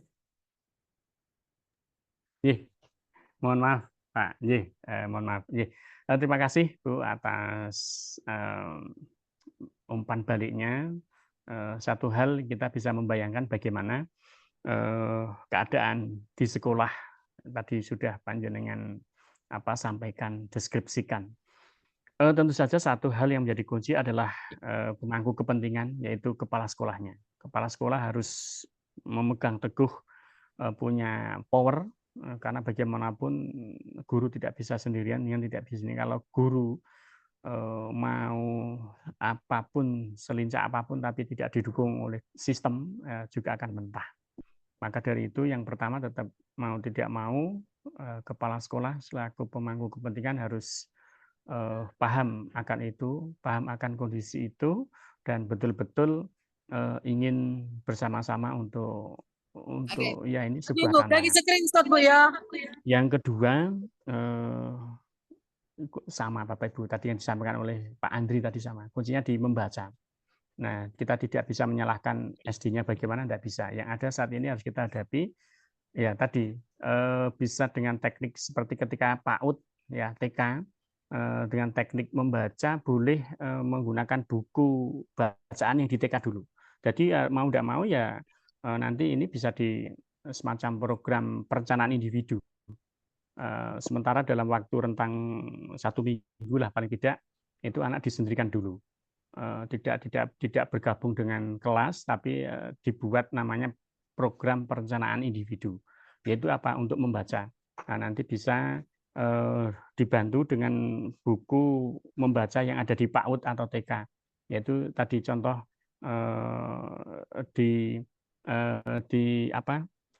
dimodifikasi seperti membaca Iqra, A I U babi bu tati tu.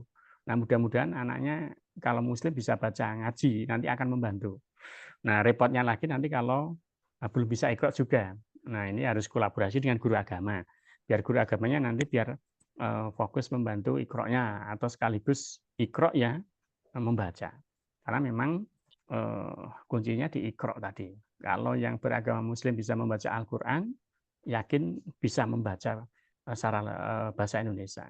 Tadi karena sudah masuk disgrafia tadi, menulisnya sudah agak terbalik-balik, kemudian disleksianya ya kesulitan membaca. Nah, kemungkinan nanti akan diskalkulia juga kesulitan dalam berhitung. Nah, itu nanti akan berimbas ke sana. Jadi sementara ini dibuatkan program perencanaan individu 1 minggu nanti di blending saja untuk nanti kalau sudah mulai pelan-pelan ya nanti guru mapel yang lain mohon untuk bisa memahami bahwa jenengan bisa memfungsikan diri sebagai guru pembimbing khusus di sekolah itu untuk membuat program perencanaan individu untuk 6 anak tadi di kelas 7 dan kelas 8. Harapannya nanti 1 minggu bisa ada perubahan.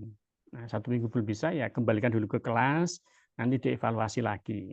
Nah, itu karena memang kalau membaca ya kemampuan dasar baca, menulis dan berhitung itu. Nah, dipastikan dulu. Nah, itu barangkali sedikit yang bisa kami sampaikan Bu Adi, buat program perencanaan individu terlebih dahulu. Ya karena memang dideteksi di mana nanti di satu asesmen satu-satu. Kalau siswa A kesulitan membacanya di huruf menggabungkan antara vokal atau konsonan, kesulitan membedakan antara huruf tertentu misalkan. Nah, nanti secara detail bahkan ditulis tidak apa-apa. Si A di mana kekurangannya, di mana kesulitan membacanya. Tentu saja dengan si B nanti akan berbeda. Nah, nanti dibantu dengan media atau ya tadi dibantu dengan buku baca yang ada di TK, dimulai dari awal dulu, mau tidak mau itu, supaya tidak semakin parah lah bahasanya itu. Jadi barangkali itu Bu, terima kasih atas umpan baliknya. Ya, berikutnya ada Bu Penny Lestari. Silakan Bu. Sudah raise hand, kami beri kesempatan untuk bertanya dengan narasumber. Iya, selamat malam, Bapak. Mohon maaf Malam. saya kamera gitu. Ya, di sini Bapak. Gini Pak, saya menyikapi tadi dari Ibu siapa? Ibu Siti ya, dari SMP Negeri 1 Tempurjo. Ya, nah kebetulan itu kasus yang dialami itu sama seperti di sekolah saya, Pak. Saya guru kelas 6 tahun ini. Nah, kebetulan saya tahun lalu itu guru kelas 5. Nah, pada saat saya mengajar kelas 5 itu ada 2 siswa saya yang tidak bisa membaca. Nah, saya sudah manggil kedua orang tua, saya ajak komunikasi kenapa, penyebabnya apa kok tidak bisa membaca sampai kelas 5 gitu ya. Dan juga saya tanya kepada guru kelas 4-nya. Nah, lalu saya evaluasi di kelas. Pada saat saya memberikan tes secara huruf nggih Pak, dari A sampai Z, itu di antara 2 anak ini kebetulan dua-duanya itu laki-laki, Pak. Nah, yang satu ini ternyata bisa A, B, C, D, E, F, G sampai Z, dia bisa. Sedangkan yang satunya Nama Bu Marita.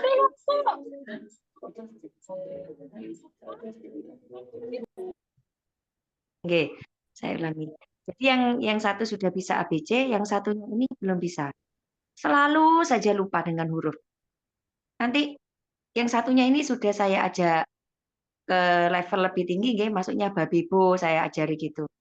Di kelas ini Pak, waktu saya pulang sekolah, nah ini nggak boleh pulang karena saya ajari, saya beri tambahan pelajaran untuk membaca untuk 2 anak ini. Nah untuk yang satunya ini enak, lancar. Oh bisa lari anak ini, yang untuk yang satunya, yang namanya B gitu ya, saya sebut A dan B. Nah yang A ini tidak bisa membaca, lupa terus gitu. Tapi saya telateni, setiap hari saya tambahan pelajaran. Nah akhirnya naiklah di kelas 6. Ya karena peraturan di negara kita ya Pak ya, pendidikan kan guru tidak boleh tidak menaikkan siswa nggih. Siswa yang tidak bisa membaca pun harus naik. Nah, sebenarnya ini kan dilematis bagi saya pribadi sebagai guru dan juga tentunya bagi guru seluruh Indonesia yang ada di pelosok tentunya. Nah, kemudian naiklah ini anak 2. Tapi puji Tuhannya yang anak 1 yang B ini, dia sudah bisa membaca. Itu saya sangat bangga gitu loh. Anak ini kelas 5, ABC, BABA, BIP langsung saya naikkan lagi, saya dikte terus, akhirnya saya telateni, dia bisa membaca. Kelas 6 sudah saya lepas dia, karena sudah bisa membaca. Tapi anak yang satu ini, ternyata dia disleksia, kesulitan membaca. Selalu lupa. Nah, yang jadi kendala saya sebagai guru gitu. Apalagi kan di kelas atas ya Pak. Di kelas atas itu saya mengajar 28 siswa. 28 siswa kan nggak mungkin saya hanya memperhatikan satu siswa yang tidak bisa membaca ini dan mengabaikan ke-27 yang lain. Gitu loh. Nah, di sini yang menjadi apa ya kendala dalam hati saya ini pemerintah bagaimana ya, sedangkan guru-guru di negeri atau bukan kelas inklusi ya, guru-guru yang tidak memiliki pengalaman secara khusus untuk anak-anak yang demikian, otomatis kan mana gitu loh Pak. Jadi kayak aku harus bagaimana, ini anak sudah kelas 6 nih belum bisa membaca, ternyata dia ABK ya, kesulitan belajar membaca, nanti harus lulus. Nah itu kan bagaimana Pak, ini kan menjadi dilema buat saya sebagai guru gitu loh Pak, apalagi di kelas 6. Nah, itu bagaimana nggih Pak? Terima kasih Pak. Terima kasih. Izin berikan umpan balik ya Pak Ison. Nanti teman-teman yang lain barangkali juga.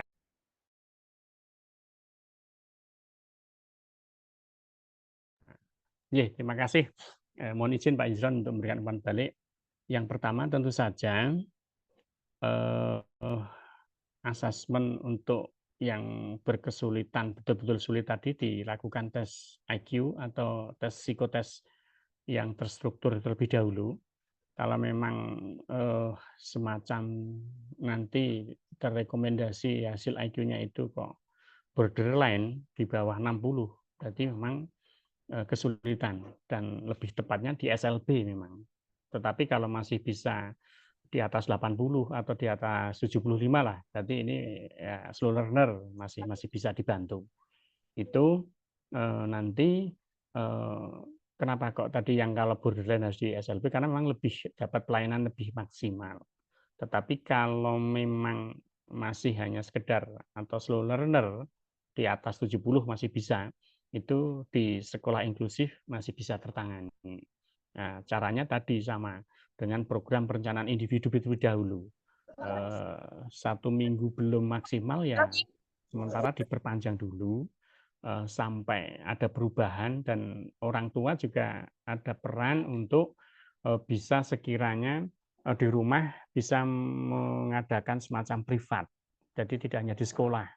Nah, ada guru, orang tuanya bisa sih tidak masalah.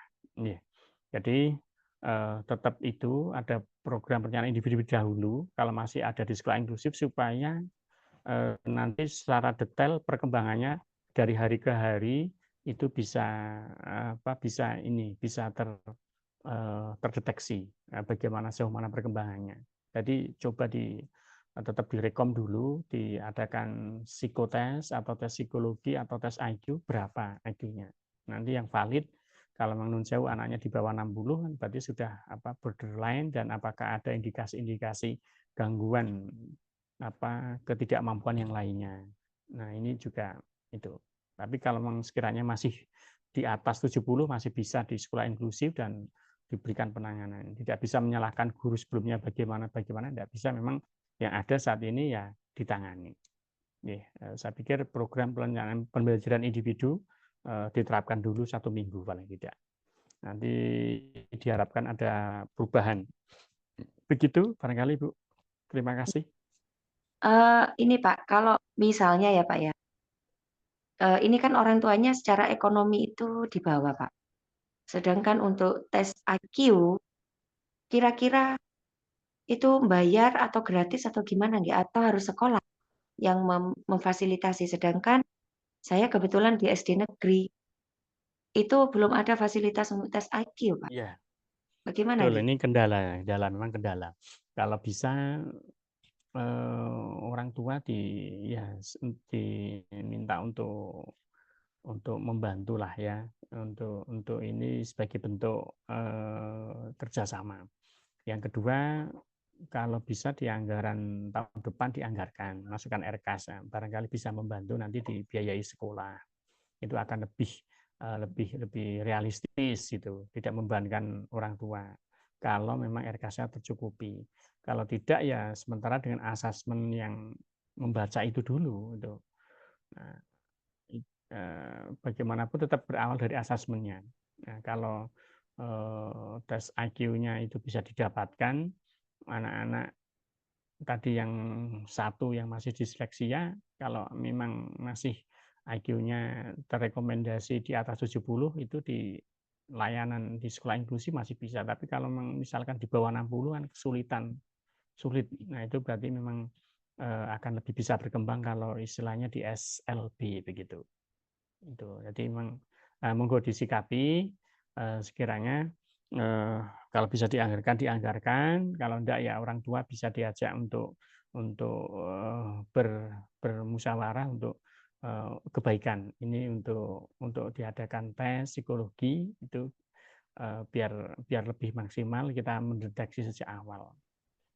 Kalau sambil disandingkan dengan observasi yang lainnya. Nah, apakah anak punya riwayat misalkan dulu pernah jatuh atau pernah sakit yang kaitannya dengan otak ada atau tidak dan sebagainya. Kalau tidak ada, kan nanti kalau secara medis aman ya berarti kan anak itu memang hanya kesulitan membaca saja. Tidak ada hal yang lain itu. Dan yang kedua bisa dilihat dari segi tidak ada kelainan yang lain ya berarti masih bisa di sekolah reguler atau sekolah inklusi itu. Barangkali itu Bu. Nggih, Pak. Tapi kalau misalnya ini terus nggih, Pak, sudah tes IQ-nya muncul misalnya nggih, kalau sudah saya rekomendasi ke psikolog ngoten nggih. Muncul ternyata anak ini di bawah rata-rata. Ya tadi 60, di bawah angka 60. Terus bagaimana cara ngerekomnya orang tua ke SLB? Karena kebanyakan orang tua ini malu, Pak, kalau anaknya harus ke Iya, SLB. betul. Belum siap dengan mempertimbangkan itu ya. Sementara masih ada di SD itu dan ya nanti tidak bisa maksimal memang karena nanti guru hanya terfokus pada satu siswa saja. Nah, kalau di program individu kan hanya 1 minggu atau 2 minggu lah, setelah itu bisa kembali ke kelas secara reguler. Artinya ya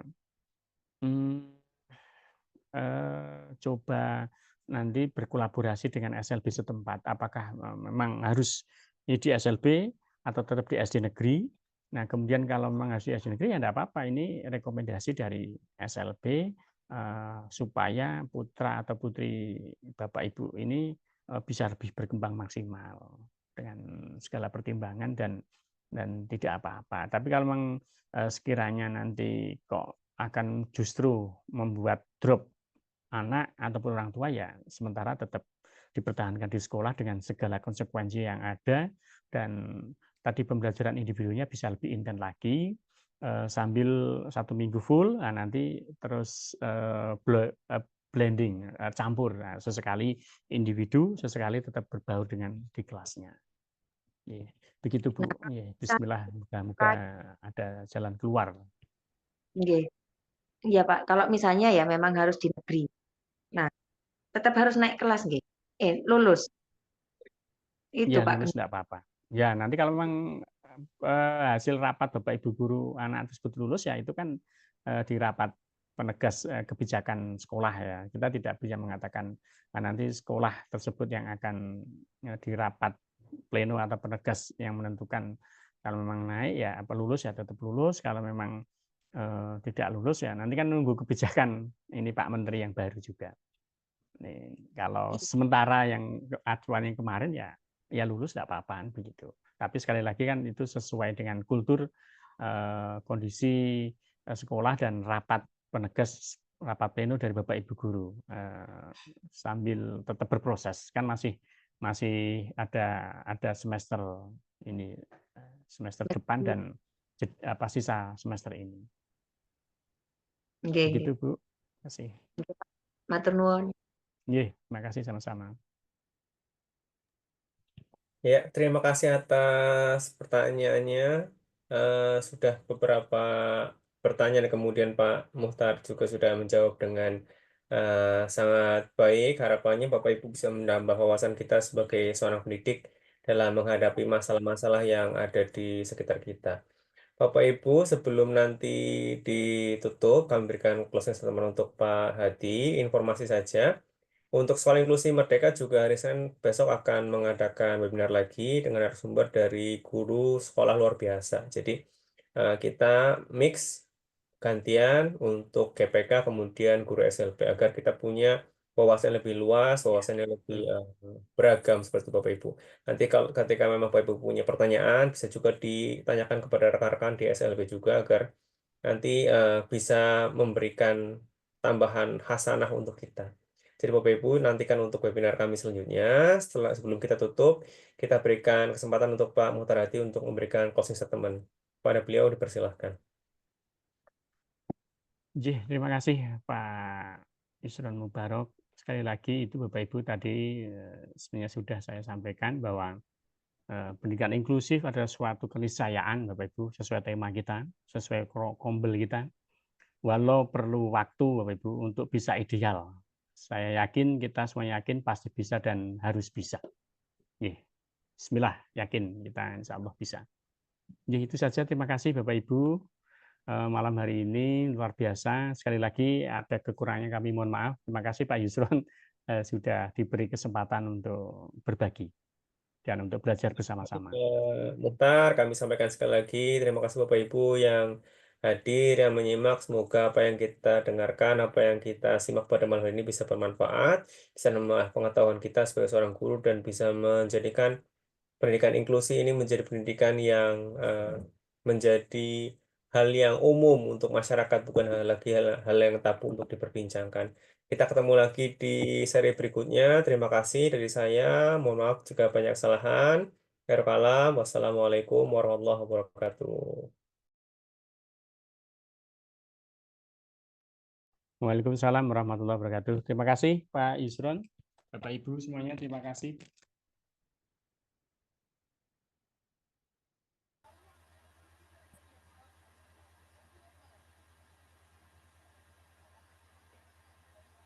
Untuk sertifikat, Bapak Ibu bisa cek semua di list kehadiran. Sini sudah tertulis nama dan kemudian asal sekolah. Bapak Ibu silakan dicek. Kemudian kalau sudah dicek di list kehadiran tersebut, Bapak Ibu bisa lihat di microsite kami, list kehadirannya di seri ke-15 malam ini hari Kamis. Silahkan disimak. Iya, ini kemudian ketika diklik list kehadiran, kita akan langsung ke spreadsheet-nya. Silakan Bapak Ibu cek namanya, kemudian instansinya. Bapak Ibu juga bisa ngecek sertifikatnya di button di bawahnya. Di sini sertifikat Provijar, bisa diklik. Kemudian jangan lupa menggunakan akun Belajar ID untuk mengunduh sertifikat tersebut agar nanti Bapak Ibu bisa langsung menyimpan dan kemudian mendokumentasikannya untuk keperluan Bapak Ibu semua. Terima kasih, silakan diperhatikan. Terima kasih.